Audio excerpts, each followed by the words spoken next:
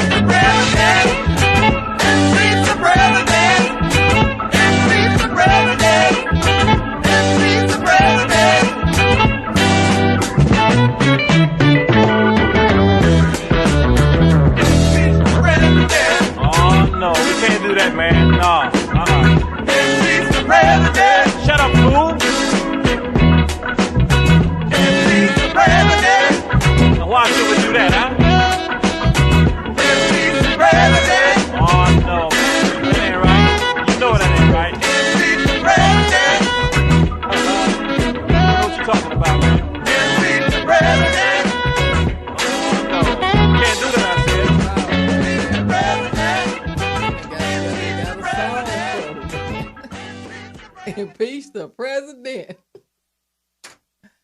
Woo, we all know my opinion about that one. I wish it was past tense song, like we have impeached the president. So somebody needs to get started writing on that. This is Dionne Johnson with I'm Just Saying, and I'm reaching out to you on this beautiful Friday here at Morris Media. Want to thank you for tuning in. Want you to go, though, if you're on Facebook looking or anything, please go in and go log into YouTube Live for me. Go to Morris Media, www.morrismedialive.com. And as we start talking and I get into everything, please give me a call at 323-293-3375. I always want to thank Morris Media for their kindness and understanding. I always want to reach out to Sheena. Thank you for producing this, putting this together for me. As I always say, what would I do without you? LaRon, you know you my boy. And I don't mean it like that. I mean like my little brother. My love. I love him. So I want to always do that shout out with him. I call on him a lot. I want to make him as known as I am when I'm just saying. Because I'm always hollering, LaRon! So guys, it's a rainy Friday. So hopefully you're off tomorrow.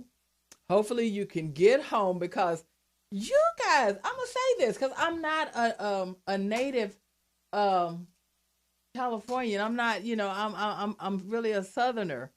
By right and by love, I'm Californian. But the driving, everything gets crazy when it rains. It's like, and when I see rain, I'm like, oh damn, do I gotta go? Do I have to get out because you guys move at 2 minutes an hour? 2 minutes, and it's not. I'm like, what the hell? I'm having panic attacks. I'm on the phone calling the doctor trying to see if I can get a Xanax or something. What the hell? But anyway, what I hope that you can do is go home, decompress, get your warm bubble bath, pour your glass of champagne. You got that special someone, sit back, and then I want you to go on YouTube and listen to my new favorite song, Impeach the President. And you guys can laugh together and sip champagne, and maybe Santa Claus would grant us that wish that he will be impeached. Oh, we had the first to fall, man. LaRon, we had the first one to fall. With the debates, we had our first Democratic candidate to drop out of the race, and I was shocked. I'm like, what the hell? I really did not see that one coming. I literally, I saw 4 people still standing, and she was in that 4. And so for me, that was really kind of I'm a conspiracy theorist myself, I don't know. you know, the billionaire steps in and he's running. And the next thing I know, you know, my Kamala saying I'm stepping, you know, she's stepping down. She's not running for lack of money. Why didn't he just put that money into another candidate? That's what I'm not understanding. Guys, somebody call in, do something, help me understand. Why, if you mean well for this country, because you're pretty much running independent. And we all saw what happened with the last election with Stein, you know, with the independent and the fucking problem that it caused. So this stuff leaves me questionable, and it angers me because if you are concerned about this country, you're a billionaire. You let it be known because you in ads alone you would spend over $30 million is what my understanding is. Why in the didn't you put that money, find a candidate you believed in, and put that money, you know, into helping them get elected? Meanwhile, we have Kamala Harris, who I think still should have been in the race, pushing forward. That's just my personal opinion, but I'm just saying that's what I do. Now you say, what you saying about it? And she's you know, she stepped down for lack of financial support. While we have my billionaire party boy over here that means well, they're saying he's gonna really work to change the things that Trump has done. Is it an ego thing with these people with money, or what is it? LaRon, do you know? I mean, I'm just saying. I'm asking. Is this money is the root of all evil? I know we reach for it. The love of money. See why I love this young brother? He's intelligent. It's the love of money, and that is so true. That causes the problem.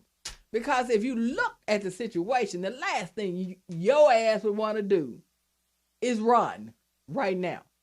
And as I said, hearing her, you know, and watching when they announced it, I thought I was like, it was like a replay. I was like, wait, maybe I heard that wrong. But I was hearing the reports of what things going on in her camp. And that's another thing. The people that work for her, I know there was one lady resigned. Some things you just shouldn't make, you know, public. If you're gonna resign. That again, my opinion. I just don't like leaving a job, bashing the job. I'd rather just leave and bow out. You guys excuse me because I have a bad cold. So if I'm coughing, hey, don't send me no freaking Alka-Seltzer. Please send me some tequila. If you guys want to give me some lime juice and send me some tequila. I'll be all right. You just make sure I get that Jose Cuervo. But anyway, no, more about Kamala. Because like I said, I'm really, that one really kind of knocked me for a loop. We have to move on, push forward. I'm more interested now to see who's going to be the next to step down. We had a candidate I spoke about last Friday that threw his hat in the ring. And she's coming out. And again, we're going to bid her, you know, a farewell as far as that. But I know we're going to see a whole lot more with Kamala Harris, because I'm predicting maybe a vice president nominee. I mean, I'm just saying. Vice president, attorney general. I'm just giving y'all some ideas. You know, I can say what other people can't say. Damn it, somebody get that woman a damn job if you become president. We're going to get a Democratic president at some point in time. But we know that she is not going to go off and go under a rock. She wasn't even built that way. So good things are going to happen. I applaud her for being smart enough to say, well, I don't have the financial backing that we need. And the best thing for us to do is let it go now. And that takes courage, and that definitely shows integrity. I do have a video. We have a video with Kamala Harris we're going to show real quick as we make sure we let her know that I enjoyed and we enjoyed seeing her on stage. She represented quite well. Constitutional state abortion laws. We will keep up that fight. And our campaign uniquely spoke to the experiences of Black women and people of color and their importance to the success and the future of this party. Our campaign demanded no one should be taken for granted by any political party. We will keep up that fight because no one should be made to fight alone. And I believe our campaign showed every child in America, regardless of their color or gender, that there are no limits to who can lead and hold positions of power in our country. In that way, this campaign has been so much bigger than me. So I'm extremely grateful to the hundreds of staff who have moved and uprooted your lives and sacrificed time away from your families. I know our fight has been personal for each one of you, and I could not have done this without my husband, Doug, and my entire family and friends who gave up so much to embark on this journey with me and have supported me every step of the way. And I am grateful to the thousands of volunteers and contributors who have chipped in, who have knocked on doors, who have made calls, and who have put their faith and trust in me. It has been the honor of my life to be your candidate. And I want to be clear, although I am no longer running for president, I will do everything in my power to defeat Donald Trump and fight for the future of our country and the best of who we are. And I know you will too. So let's do that together. Let's keep fighting for the America we believe in, an America free of injustice, an America that we know can be unburdened by what has been. Thank you, guys. Yeah, I ain't falling for that bullshit. In my own perfect little world, I believe that she got in the corner with my buddy Joe Biden, and Joe made a phone call to her and said, you know what, I think that I need you to be my vice president. You know I'm going to win. So I'm going to need you to kind of step back and let's start to get ready because we got to get this thing going.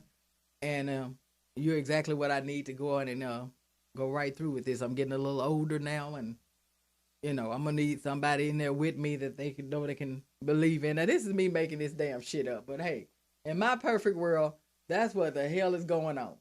She's already talked with Joe Biden, and this shit is getting set up.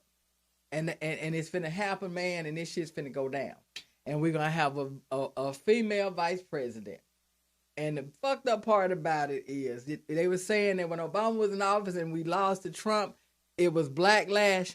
And I always say God got a funny sense of humor, because if anybody can really make you laugh, it's him. Because the best way to get him back is we still would have a VP in there now that would be a woman, first woman vice president, and she's African American. As I would say, a Black American. But the point is that it would be some great funny shit for me. I really could sit back and have a good glass of champagne on that. I don't know about you guys. So I don't think that's the end of it. But I was wondering what other people on the stage had to think about it. Elizabeth Warren, Joe Biden, Cory Booker. I was like, what do they have to think about the fact that she's stepping down, you know, so soon? Because again, I know that they probably didn't see it coming like we did, because she was stomping so hard. She was everywhere, you know. So I know it kind of was a shock to them. But then I saw a clip with Cory Booker talking, and I kind of, for the first time, agreed with his ass. Me and Cory Booker, you know, I had to watch because his ass might end up being president. I'd be like, oh, Mr. President. And then I got to try to, you know, backwalk some of the shit I'm saying. But at least I can say, hey, I'm just saying, I was just keeping it real. I kind of feel a little bit like you was like a little sellout, and I had to keep it real. Now, prove me wrong. Make a lie out of me. You're the president now. Let's see what's up. Because I just don't really trust him. Maybe it's them beady little eyes. You know, but it's something with that. You know how, you know, it's just something just don't set right, you know, with me. And I'm being real. It was a movie I watched. I wish I could think of the fucking ass movie. Because he was telling the boy, even when I'm wrong, I'm right. And I just can't trust, you know, I just don't. And I think that was if I'm right, I think it was the story of 50 Cent, Get Rich or Die Trying. And young guy that played Terrence Howard. I remember Terrence Howard said, man, something just ain't sitting right with it. You know what I mean? And that's really the way I feel about it. Something just ain't, you know, like Lufa's curl. It just ain't, just didn't do right. You know, I'm just saying. So, but I do want you guys to check out what Cory had to say, because this is the first damn time that I really looked at Cory Booker and said, well said, you know, feel you, young brother. I feel you. Because otherwise I've been like, Cory, come on, man, get up. Come on, man, let me feel you. Because when you're running for office, you got to get, it's something you have to have there. And it's not, I guess I'm pausing because I want to say it right. Martin Luther King had an it factor. Malcolm X has had an it factor. Barack Obama has an it factor. There's something about when they speak that gets your soul stirred up. You get a chill up your back. You know what I mean? And you feel something. And you want to just step up and be the best that you can be. Because you believe, when he spoke about the audacity of hope, you felt it. And you believed in it. When Martin said he had a dream, I was on the mountain with him. I mean, I was overlooking every hill and every molehill. I was with him. So that's the factor that you have to have when you're running for office. With Bernie, remember people were saying they could feel the burn. So he still had an it factor for our young generation. So I guess that's what I'm saying. With Corey, even Kamala Harris had an it factor. She really does have an it factor that makes you like her. She's likable. And trustworthy. So let's see the clip with Cory Booker, because I want to look at this and look for the it factor. Suspended her campaign. I'm got to tell you from my heart, I've gotten so many calls from so many people, even family members that are supporting me, about how bothered they were by that. Kamala had this very famous quote that I've heard now, even parodied on Saturday Night Live, when she talked about that little girl is me. But I'm going to tell you, she had a campaign where little girls and boys and people all over the country looked up and saw her and said, that could be me.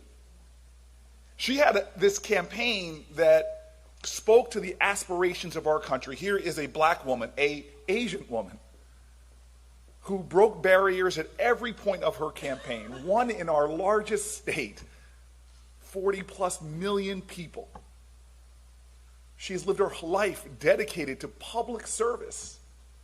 I get to sit with her in the Judiciary Committee. I see who she is. And I just want to say, from my heart, it is a problem when an immensely qualified, widely supported, truly accomplished black woman running to lead the party, a party that is significantly empowered by black women voters, didn't have the resources that she needed to continue here to Iowa. What message is that sending, that we heralded the most diverse field in our history, and now we're seeing people like her dropping out of this campaign, not because Iowa voters had the voice. Voters did not determine her destiny. But I'll tell you this, voters will determine the outcome of this campaign, and black women voters in particular will have a very large impact on our ability to win. Yep.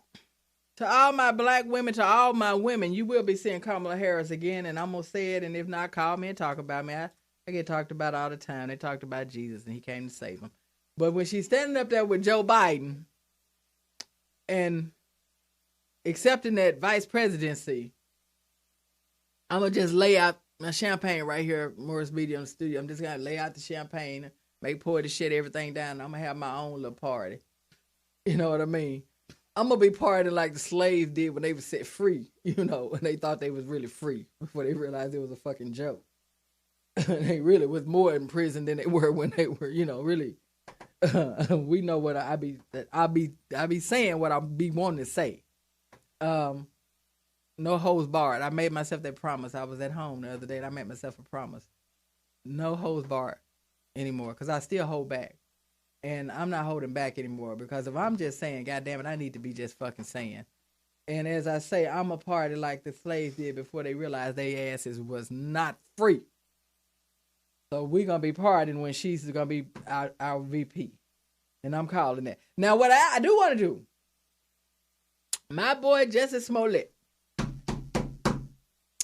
my boy, wherever you are, have a drink, turn up the music, and enjoy yourself. But better yet, get on your phone with everybody. Have a press conference like the you know what I'm saying? Like the mayor had to do with the Chicago police superintendent, Eddie Johnson. You know, Jesse, you owe him one, maybe two. Now, I'm going to say what you can't say. I'm so glad his black ass got the boot. Kick his black ass out of that mother.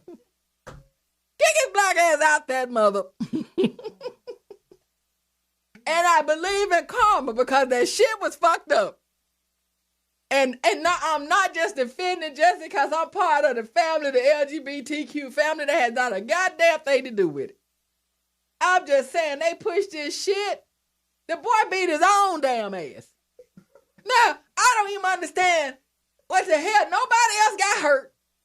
Nobody got shot. Nothing went on.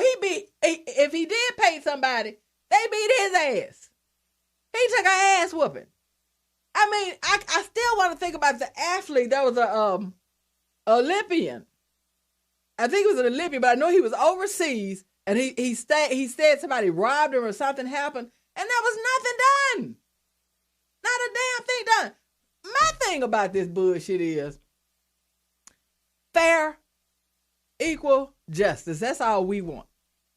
And if we don't keep saying it over and over again, the only way it's going to happen is we continue to say it and point it out. Now, Jesse, you beat your own ass. And at first, I couldn't believe the charges. They had stomped on your ass. So whatever you did to get out that shit, call me. I might need that later. Because if I ever get up higher, because I'm already somebody. I was there when I was born. But if somebody reach out and I really get up there and they want to fuck with me, I'm going to need who you got. Because black motherfuckers don't get out of shit like that like you did. You got out, boy, and I'm happy. But the best part about it is, Eddie Johnson, I don't know what you did to piss off the mayor of Chicago, but, bro, you did something wrong. And I'm going to tell you something. Don't let that woman fool you. You don't fuck with a woman. Now, you're going to go up and have your own press conference. Boy, you done made that woman mad as hell. You make and a black woman? You better be glad she ain't told your damn business because you done some shit. Because she said, and I quote, I'm not going to say anymore about the report because I don't want to hurt his wife and family. Now, Eddie, whatever the hell you did, you better get with your wife and get that shit clarified before this shit get out. Because you in more trouble than being a fired motherfucker, you know what I'm saying, in Chicago. But Jesse, I don't know why you ain't on this shit. You be writing all them badass songs when you was on Empire. You need to write a song about that. I got a beat for you for it. The wrong, we got a hook for him, don't we? That ass is gone. That ass is gone. We got a hook, don't we?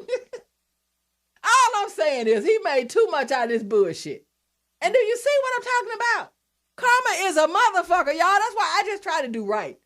I swear to God, call me on it. In this day and time in my life, I try to do right.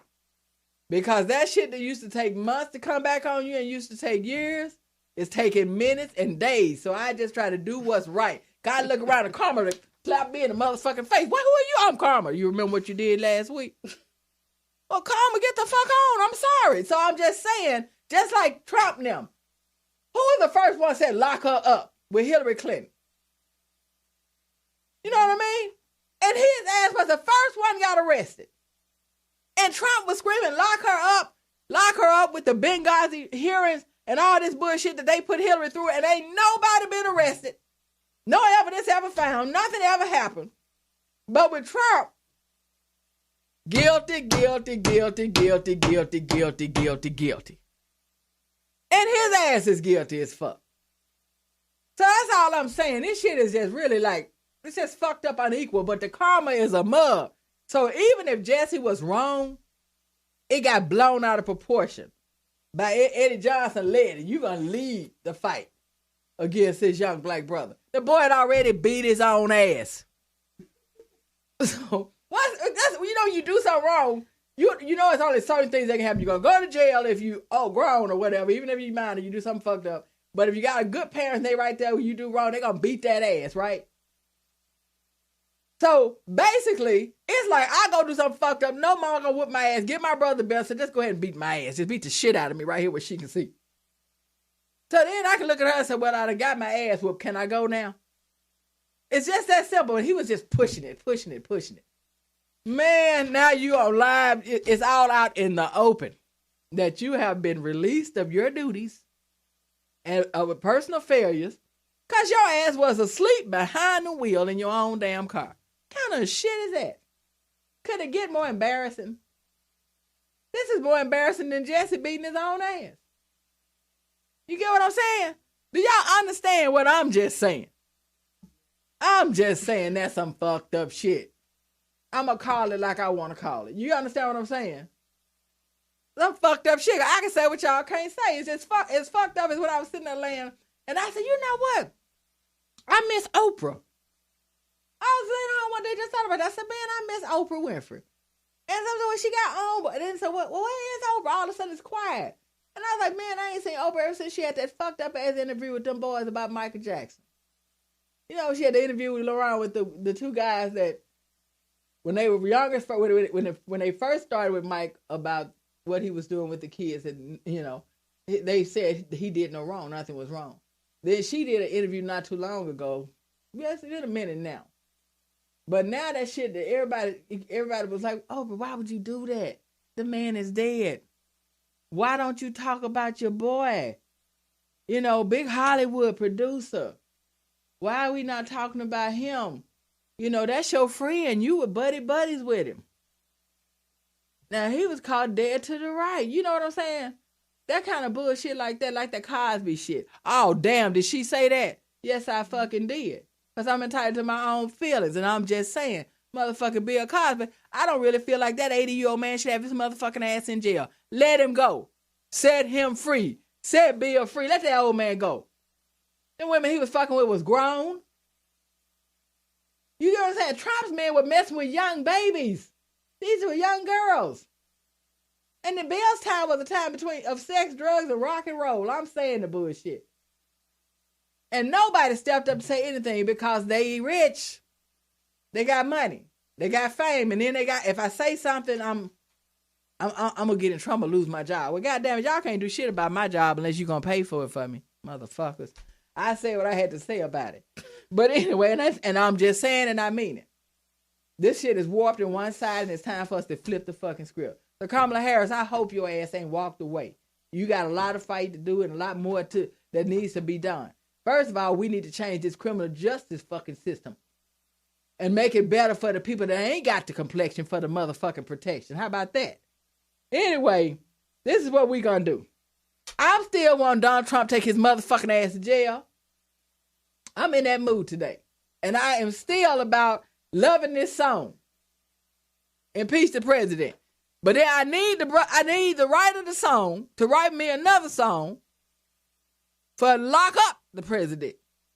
Because after we've impeached that I want y'all to lock that ass up. And I don't want you to put him in no orange jumpsuit because we won't be able to see him. He won't blink. He'd be like, you know, you that orange ain't gonna match with the face and shit.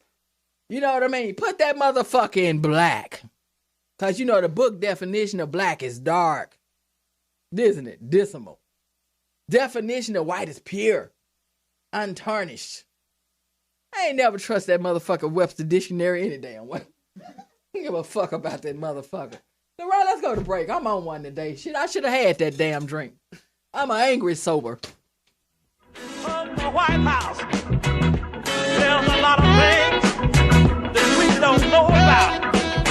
Behind the walls, from the White House, there's a lot of things that we should know about.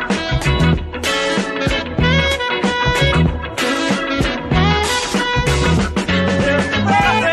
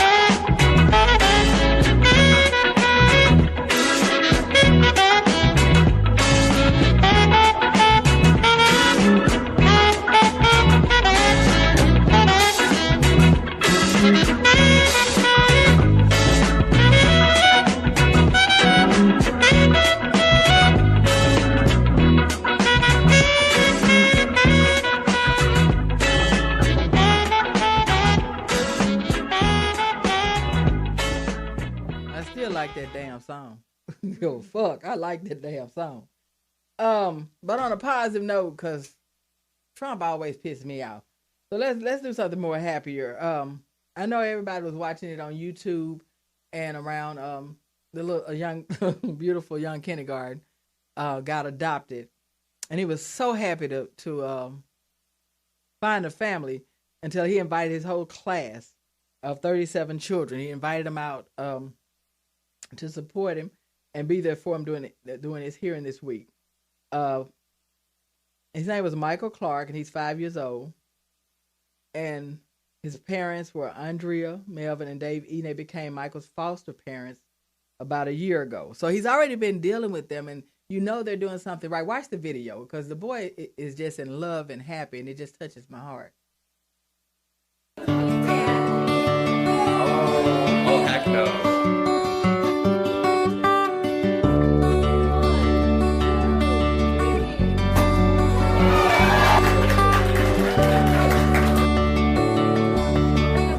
No, this process has been amazing. We've been working with Catholic Charities, and the workers there have just been amazing. I love my daddy. Wow. I love my daddy so much. This is just too much.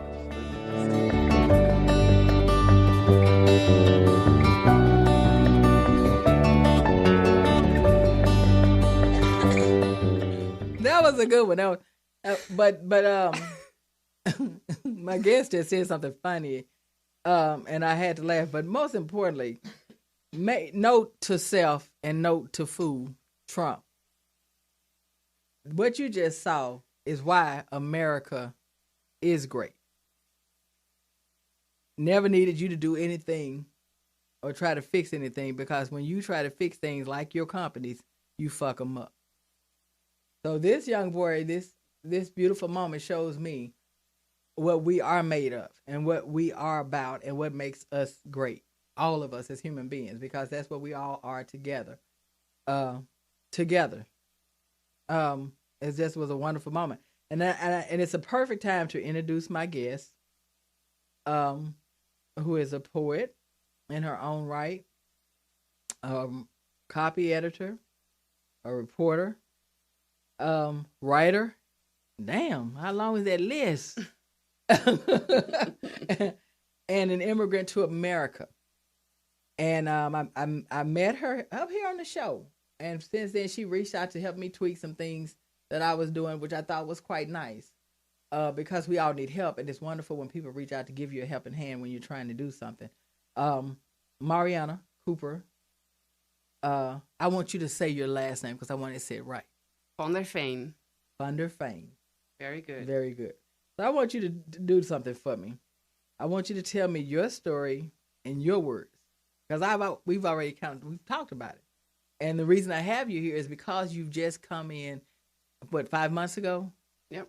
Tell me, tell them where you came from and some of the experiences you've had since you've landed here in this Make America Great Again place. Yeah.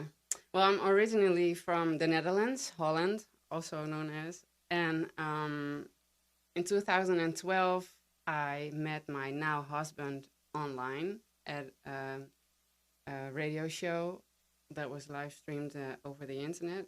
I found out that he was a friend of my brother's, and I saw his face, and it was like an instant, thing of recognition, like, hey, your face, I don't know, but I need to get to know you. And it appeared to be this cute gentleman from Vallejo, California. And we added each other on MSN Messenger. And we chatted for like a year and 8 months before we met each other in real life. Then he went to the Netherlands to come visit me as a tourist.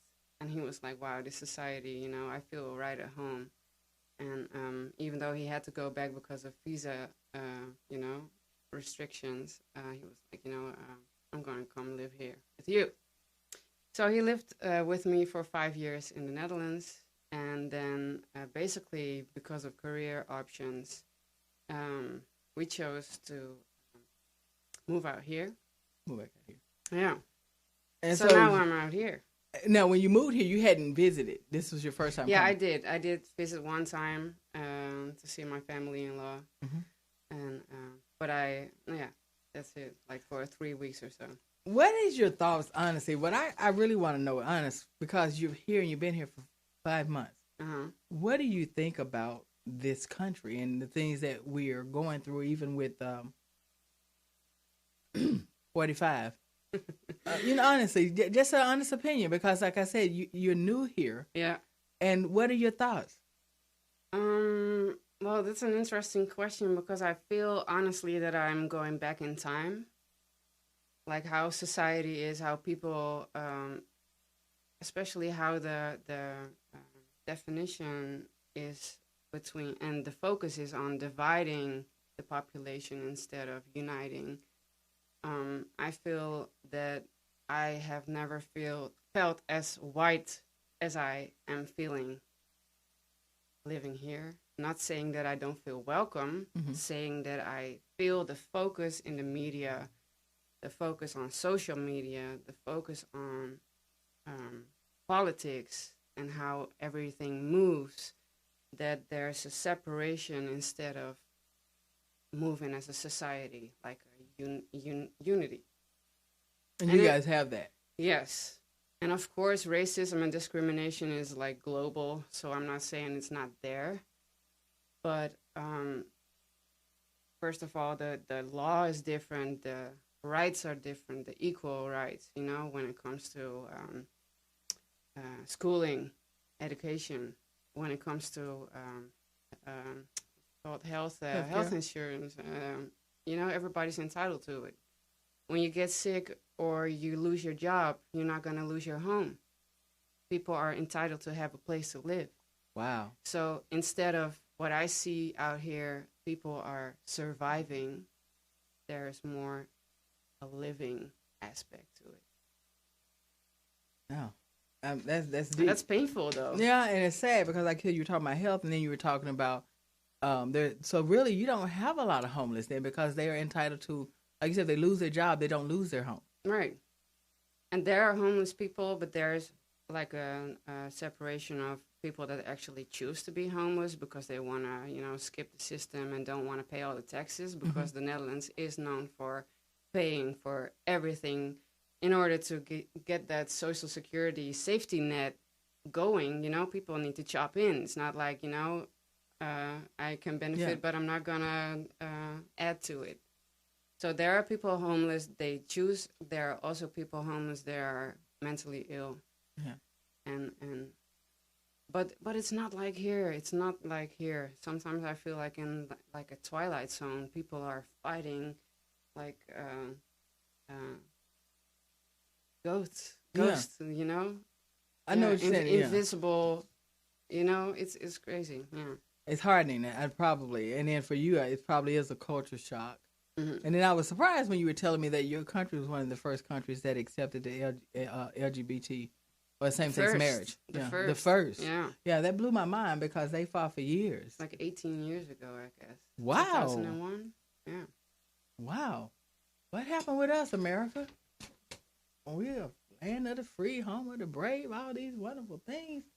What happened? So I know we don't want to talk about 45. And I'm not going to talk about that raggedy ass president, but coming here and seeing, for instance, what happened with the immigrant children, having them in cage, separating them from their parents. What were your thoughts on that? Mm-hmm. Well, on a human aspect, that's not right. But if you look at it without emotions, people in Mexico know what the immigrant rules are.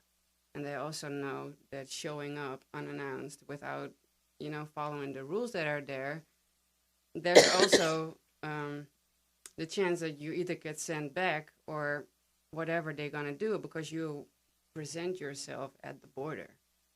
So, yeah, I think people are really in a bad place if you are willing to take the risk to, break the rules to get here. Then they're in it's a situation. You really don't have feel like you don't have a choice, because it must be really bad back home if you are willing to take the risk and just, take the leap. And I hope it's going to work out. Yeah. It's sad. Yeah, it is a sad situation. Of course, if they're doing that, we already know that Mexico, the country is, poverty stricken. And it is. There's a reason why they're taking that risk. And it is hope for a better life. But I don't think that they should be encaged. No, obviously not. Because, what I'm used to is, our borders are, like, open to everybody. And maybe in some opinions to too much people. Because, there's a difference between being an asylum seeker or a refugee coming from, bad circumstances and people that are not. But, in my country, we have all nationalities and we all live in the same streets. It's not like here that you have Hispanic areas and dark people areas and white folks areas. It's everything all together. Okay, so they didn't do that separation of color thing. Is what I call it. Yeah, not like here. No, definitely put them not. in poverty-stricken areas. Put them in certain areas. Call it the projects. Right. And then say, I need you to pull yourself up from your bootstraps. When you give them nothing, not even straps with the boots. Well, hell, not even a damn boot. But I had. If you want to know why I asked you to come after we were talking and you were helping me with some things, because that was really my thought. Because, I run into people all the time, but a lot of them that I run into are already been here for a long time or already, gotten used to the way things are, and the question's not going to get answered the way I wanted it to get answered. And I honest to God, wanted to know what you thought about what was going on in this country, because you're coming in with new eyes. Yeah, from a whole different perspective, and I was not gonna let that moment pass me. And I wanted to ask it for people out there too, because it's one thing for us to say we can only imagine what other countries think of us. I want to know what they think. They think we some fools. I have a lot of people that go on trips, go to Africa, go to other countries. You know what I mean? Went to Europe. A friend of mine was like, I don't even want to tell them I'm from America right now, and they are serious about that. So I'm taking the opportunity to do what they can't do. Unless they go visit another country, and but to have someone here that's been here such a short time, and we happen to be going through this crazy ass haze, cause for us too, cause we feel like we got knocked back, right? You know what I mean? Yeah. Several years. So we're feeling it too. Like, what the hell? Cause I think you were here for my first show when they was and one was nigga, because that's what she said, and my thought was, where are we at? So yeah, but but this is not what people back there think of America, because what people think of America, and that's the funny part. If you go to Hollywood, you see homeless people. It's all it doesn't even smell nice, and it's all like the hood or something. Yeah. You feel like you are not in all this shiny bling bling Hollywood stars, fame, palm trees. That's what people think. That's what people think. They think that it's all really advanced here. They glitter and shine, get you every time. So that's what they think that it's. Yeah, I can feel that. I can see that, and I can understand. And it's sad. It's in reality, it's not like that for many people, and for the rich people maybe, but that's not the reality. Right. So when you hear from friends or family back home when they say, Marianne, what do you think? What is your honest opinion with them, if you don't mind me asking? No, of course not. I don't mind you asking. First of all, I love the weather. yeah, that gets us, yeah. Back in the Netherlands, we take days off when it's a sunny day because we need to soak it up because the sun is not always there. And here, people take the day off when it's raining because, you don't want to be driving. So it's like the other way around. It's like, I feel like I'm living a documentary. Wow, that's deep. I feel like I'm taking my background and my knowledge and my, education from back there with me, and I can, adapt it and also implement it and talk to people about how, how do you feel about stuff. It's really interesting, and I feel like I'm living in the best of both worlds right now. Oh, that's well put. That's well put. Well, I'm glad that you feel that right way right now and everything. And I wish I had your experience. I think I might go to the Netherlands for the next year. You should. And I'll come back when it's all mended and everything. Ride a bicycle. Yes, and yes, I need that exercise. I love riding bikes, and I definitely think that I'd love to be the hell away from this bullshit that Trump's putting us through right now. But, we got to stay and face it. I didn't vote for him. I take pride in saying that. But most importantly, before I get off of here with you, we let it be known that you're a poet, copy editor, and a writer. Now, where can people find? Do you have any poetry up? Do you have any writings? Anything where they can find you? Yeah, I do. I am actually a published poet, and I published a book together with my husband. And a lot of the poems that were in the book are on my Instagram and Facebook page. So that's Marianne van der Veen, Cooper-van der Veen, I mean. Laurent will show the thing again for you. Later. And yeah, besides that, I'm also a content writer for Vechtsport Online. So shout out to all my colleagues back home in the Netherlands, of course. And I really love to, contribute to projects that are like books about, for example, I did editing about a book about discrimination in the city that I'm from, Groningen. Yeah, I was looking at that, yeah. That was really interesting. And the maybe even most interesting part about it is that it wasn't only black and white. And we don't even say black, by the way, but we say dark. It's also like transgenders, women that are in business that are discriminated because they're women, all kinds of stuff, and that really needs to be talked about. So yeah, my interest is really over there. Oh, that's great. Subjects, yeah. So then we're gonna put it back up where you can see that you can reach out and definitely check out what this young lady is writing about, what she's doing, and make sure you check her out. I am still happy and grateful that I got a chance to ask that question. You know what I mean? From someone that is new to this country and freshly, here. It's like you've been. I wondered, did you feel like you just dropped in and you feel like you're in outer space or something? And that question for me was the one question I wanted to ask someone, and I really did. So thanks for me being able to ask it, because I know other people want to ask that question. And you're living here. Yeah. But you like it here, right? I do, yes. Okay, great. But I'm just saying, we want you to love it here. But, I mean, it's funny because when I started talking to people that I was going to move here, some people even said, but Trump is the president. Damn right. But I said, yeah, but I'm not moving for Trump.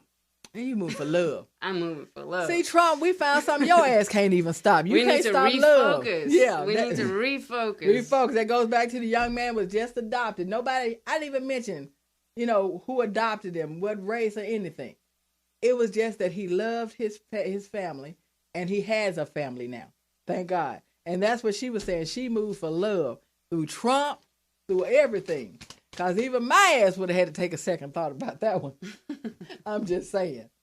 But anyway, guys, what we're going to do is we're going to roll it out, wrap it up. I'm going to thank Marianne for coming on the show. Thanks for having me. No, and we asked that question. Now, guys, you find somebody that's just recently got here and ask them that question. And you get an honest answer about what they think about what because we are going through something. Let's not pretend. This is something, and we knew this was going to happen when he was elected, and we just didn't imagine it would be this crazy. So, y'all heard my song, and I still like the song "Impeach the President." That's a badass song. And I want to wrap up though real quick and try to get up out of here. It's, for me, as I said, it's a day of getting through the weather, the rain and stuff. It gets you kind of catch a cold. You go to feeling bad, but you got to push through. And that's what I had to do. I want to say happy birthday to my best friend, Tony Henson. Happy birthday. Wishing you a great one and much love. Guys, I want y'all to come back next week and sit down with me. I'll be sitting down with Dallas Fowler on time. And she's going to be my guest. She's running for city council for District 10. So we're going to sit down with her and go over some of her views and opinions. and have a wonderful conversation with her. Marianne, welcome. Thank you. Welcome to the United States of America. And I'm going to tell you something. No matter what Trump say, America was always great. It just got a little fucked up when he got in. And so he's saying that because now he needs us to fix his motherfucking shit. That's all. So America is great. Plus, don't put all the power into just a puppet, in my opinion. Because I really think it's all a play. We are the puppets. You little strings. We are people. We need to sit down together and say, you know what, how are we going to fix this together? Y'all heard her. She want to fix this shit. And that's the way we're going to end it. We all need to pull together to figure out how we're going to fix this shit. Because I'm tired of being dangled any goddamn way. So I'm going to take my dangling ass on home. You guys have a great night. We love you. Bye, y'all. But you weren't born to give up easy. You weren't raised to just lie down.